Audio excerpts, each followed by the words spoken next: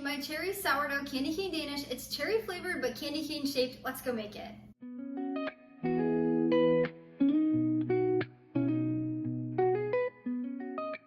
You can find my full written recipe link down in the description below. Just click that link, it'll take you over to the blog where you can print and save anytime. There's also tons of tips over there for serving, for storage, so definitely go check that out. This recipe is perfect for Christmas morning, or if you're celebrating St. Nicholas's feast day on December 6th. He is known for the candy cane shape, so that's why we're making it in a candy cane shaped Danish. It's really fun. To get started, you'll need a mixing bowl, and you're gonna want to feed your sourdough starter. So you'll need a fed starter for this recipe. If you don't know how to feed your starter and you're wondering how, I have written instructions down in the description below. You can go down there and read them. I also have a free ebook link down there that I wrote on how to feed your starter and take care of it, so you can sign up for that. So to get started, you'll want to grab all-purpose flour and add that in your mixing bowl, as well as 1 teaspoon of sea salt. And then we're just going to grab our bread whisk, or you can use a spoon, and we're gonna mix that together. You wanna make sure all that salt is evenly distributed throughout the flour.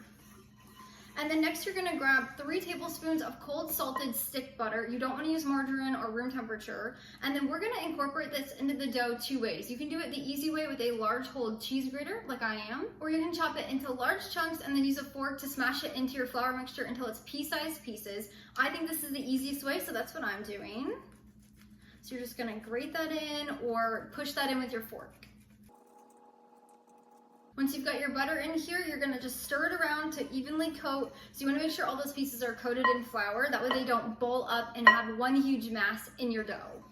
So once they're evenly distributed, we'll add in half of a cup of milk. I like to use whole milk, as well as 1.5 tablespoons of raw honey. You can also use a little bit of pure maple syrup instead, but I like to use the honey. So we're gonna add in 1.5 tablespoons. And then finally, we'll add in 1/4 of a cup of fed sourdough starter. You wanna make sure it's active and bubbly so it will bulk ferment everything and give us a good rise. Once you have all of those in there, we're gonna grab our spoon, our bread whisk, and we're gonna stir to combine. So to continue, we are gonna just use our hands, and we are going to bring this shaggy mixture together into a dough ball. So you're kind of kneading it, kind of pushing it down together. And just like that, after about 30 seconds, all of the crumbs are gone and we've got it into a dough ball. So now we're going to just knead this by hand on the counter for about 2 minutes. You can also do this with an electric mixer with a bread hook. You can do that for about 2 minutes on low speed if you would like. If you are kneading it by hand, just push and roll, and that is the easiest way to knead. And then you're gonna grab a lid. You can use saran wrap. But to do that with a lid, you're just gonna pop on 2 sides and leave 2 sides open. Now we're gonna let our dough sit on the counter at room temperature just like this for 12 hours until it doubles in size. If that does not happen and it does not double in size and it stays the same over the next 12 hours, there's 2 issues that could be happening. Either your home is a little cooler, not a problem, or you have a weak sourdough starter. Again, not a problem either. I have troubleshooting down in the description below. I have it all written out to help you fix either of those issues, so definitely go check those out. So we're gonna let our dough sit here for 12 hours. Now, I do not wanna continue this recipe when those 12 hours are up. It's gonna be time for bed. So instead, whenever it's done fermenting and once it's doubled in size, you can put the lid on airtight and pop it in your refrigerator up to 48 hours. This gives you time if you wanna make it ahead, and it adds more fermentation benefits than you already get from the ferment. So I'm gonna do that until morning when I meet you back here and pick up the recipe. Good morning and welcome back to the kitchen. Our dough has doubled in size, so it's grown. Now I had to let mine ferment a little longer than the 12 hours. Our house is a little bit cooler, so I let it ferment for a little bit longer, but now it's doubled in size. We're ready to continue the recipe. So we're gonna leave it in the bowl, and then we're gonna add in 1 egg yolk. So this is enriching our dough to make it the Danish dough. The main difference between Danish dough and croissant dough is the egg, and then it has a little bit more sugar or honey in our case. So whenever we're adding this in, a lot of people add it in with the other wet ingredients. Whenever you add egg to dough, it's really safe for about 2 hours. After that, the food safety is questionable, so that's why I add it at the end of the bulk ferment. It works just fine. It enriches the dough and you're not worried about food contamination. So we're adding in our egg yolk, and then we're gonna add in about half of a cup of flour. As you'll see on the recipe card, the recipe calls for 2 cups of flour. We added 1.5 cups when we were making the dough, and the other half comes in now. So we're gonna add in our other half of flour, our other half cup of flour, I should say. And then we're gonna use our hands and we're going to combine this. So it's gonna be a little bit messy, but you're gonna just break that egg yolk up, just like this. And then we're gonna knead that into our dough. I know it's a little bit tricky or it feels a little sticky, but I promise even beginners can do this. It's not hard at all. We're just gonna work that egg yolk into our dough until it's completely combined. So I like to do this for about a minute. You definitely don't wanna leave pieces of egg stuck in your dough because then you're gonna have an eggy piece and nobody wants that in their Danish. So just knead it real good. If it is getting a little sticky, you can add a little more flour if needed. Now I have a little bit of a trick. Once you get it pretty much combined and there's still pieces in there, like this, that's what the egg looks like. So now what I like to do, I'll show you back here. Now what I like to do, I like to just pull it like this. Pull and push, and it kind of opens up the inside of the dough, and that helps make sure there's no little pieces of egg just stuck in there. So I like to do this. It's very unconventional, but it works for me. It really helps incorporate all that egg that's left over.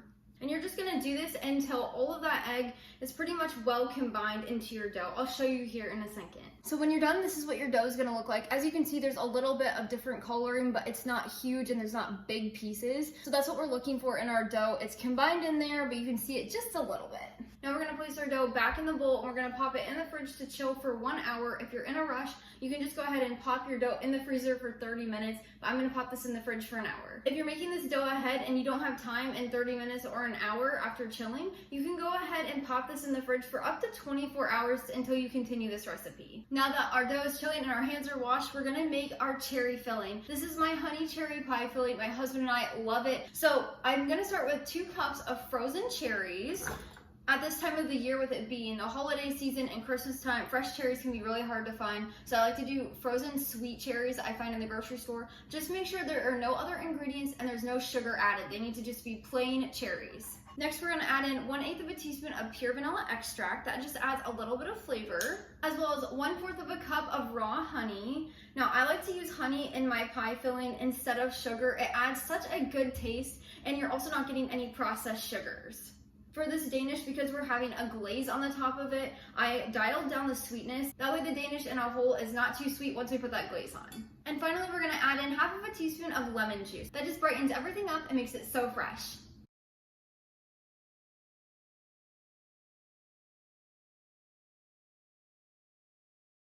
Once we have everything in our pan, we are just going to heat our filling over medium heat for about 10 to 15 minutes until a sauce forms. As we cook this down, we want to make sure we're stirring every now and then so it doesn't stick. Once our cherries have cooked down, we're going to grab a potato masher, or you could grab a fork, and we're going to just mash these until they're smaller pieces. This is what we're looking for. Finally, the last thing we're gonna do for our filling, we're gonna add in our cornstarch slurry. This just thickens it. A tablespoon of cornstarch, a tablespoon of water stirred together, and then we're gonna grab our spoon and we're gonna just stir this and cook it for about 2 to 3 minutes or until it's thickened. If you don't have cornstarch, you can also use flour, but you might need to use a little bit extra. When the consistency looks like a jam, that's when it's done. As you can see, this is pretty thick. And then we're gonna just take it off the heat and pour it into a small bowl to cool. Now we're gonna let our filling set aside to cool while we laminate our dough. If you like your filling to cool down even quicker, you can go ahead and grab a bowl and add some ice to it and then put your bowl on top of that. So the filling will be sitting on a little bit of ice. Don't put it in your refrigerator. The warmth of this will heat up your fridge and nobody wants that. So you can do this to quickly cool it down and let it sit to the side on the counter. Now that our filling has been made and is cooling down, we can grab our dough after an hour chilling in the fridge or 30 minutes in the freezer. We're gonna turn it out onto the countertop. What we're doing now is laminating the dough. So as with a croissant and a Danish, you always want to laminate your dough or create layers of butter and dough. So that's what makes those flaky layers on a croissant. For the Danish, we're not necessarily looking for the flaky layers. We're looking for that same texture though. And we're looking for that really good and rich dough. You're gonna grab your dough, push it down a little. As you can feel, your dough is a lot easier to work with now that it's rested and chilled for an hour. It makes it so much easier to roll out. So we're gonna roll this out with a rolling pin. Make sure you dust your workspace with a little bit of flour. We're gonna roll this out into a rectangle that's about 1/2 inch thick. It does not matter the length or the width, just 1/2 inch thick.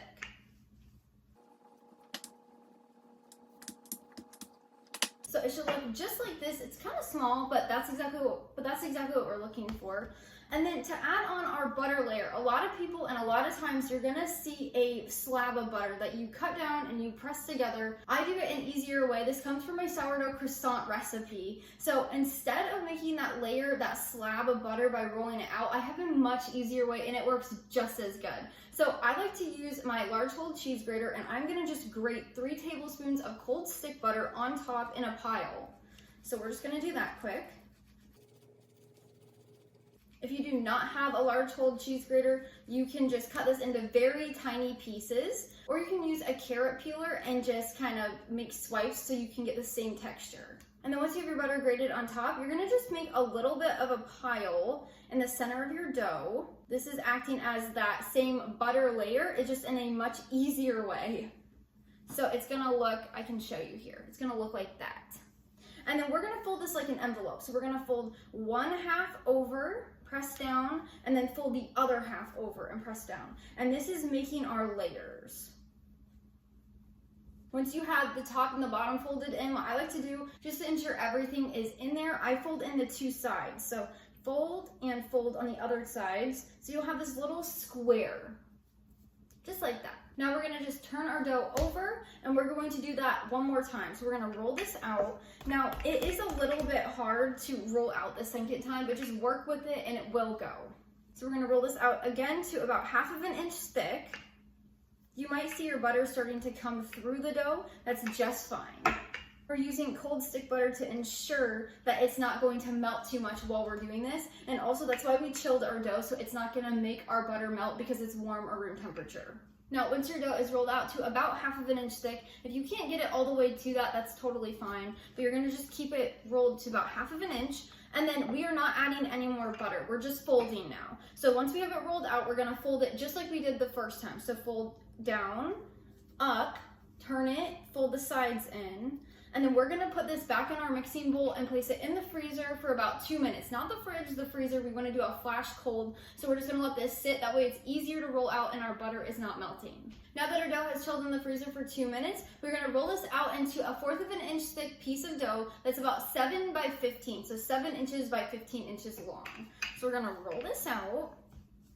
You wanna make sure it stays in a rectangle shape as well. If you're making this for Christmas morning or St. Nicholas's feast day, you can definitely just make this dough ahead of time, get it all laminated, and then pop it in your fridge until the next morning. You can also shape this and then pop it in your fridge, and I'll tell you when you can do it. But there are multiple points in this recipe that you can stop and take a break. Your dough should look like this when you're done. And then before we continue, you want to grab a rimmed sheet pan and cover it with parchment paper. We're going to set that aside. Now we're going to grab our cooled down filling. If this is not completely cooled, it's okay, but you don't want it to be piping hot. Definitely not. It's going to melt everything and get all gushy. We don't want that. So we're going to grab our filling and we're going to add it to our dough.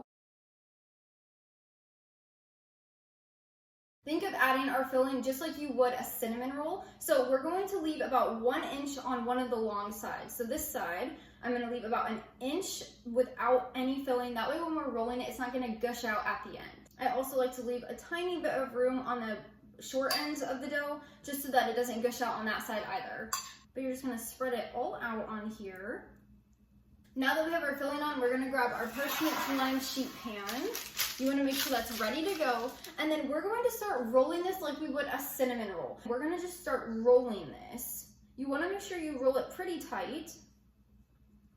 If as you're rolling this, you find that you have too much filling, it's starting to gush and smush everywhere, you can use your spoon to take a little bit off and put it back in your bowl. And then at the end, if there's excess coming out, make sure you just scoop that off.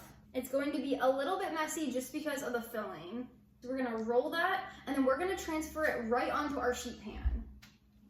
Now, once we've transferred this onto our sheet pan, we are going to then bend the neck down to make the top of our candy cane. So we're just going to go like this, tuck in the bottom of the candy cane, as well as the top.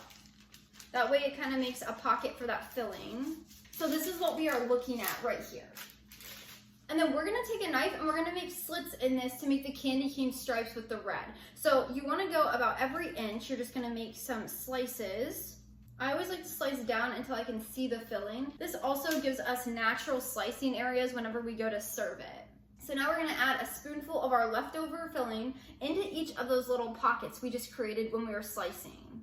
You don't wanna overfill them.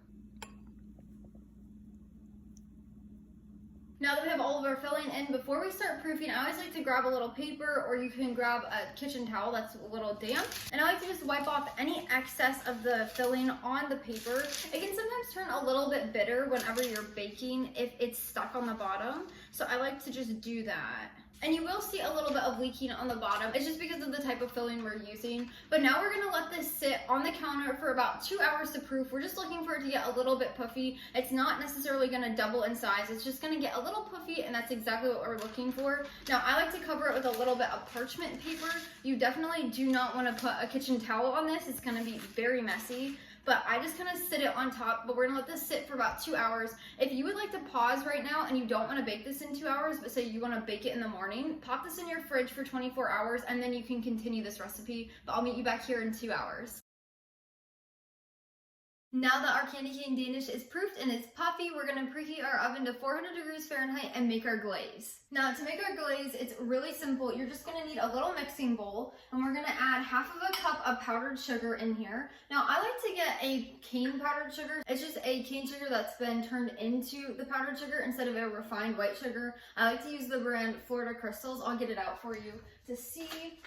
I really like this one. It's a lot more wholesome. I'm not a huge fan of glaze on really anything besides donuts once in a while, but this recipe needs it. A Danish needs a glaze. It's so good that way. So we have half of a cup of powdered sugar in here.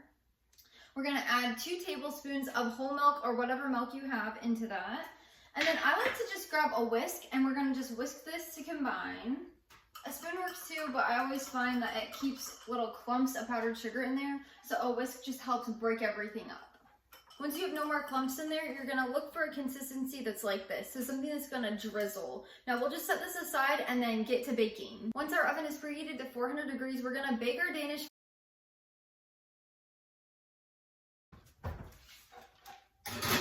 Once it's done baking, this is exactly what it will look like, a little golden brown. And then we're gonna just take this off of the pan.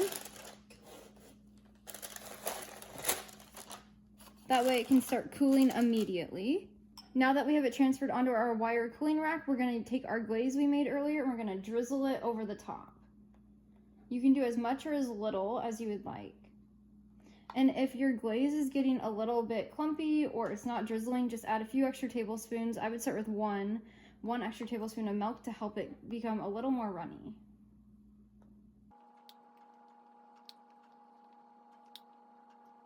Now you can use the entire amount of glaze that you have, or you can just use half. It's completely up to you.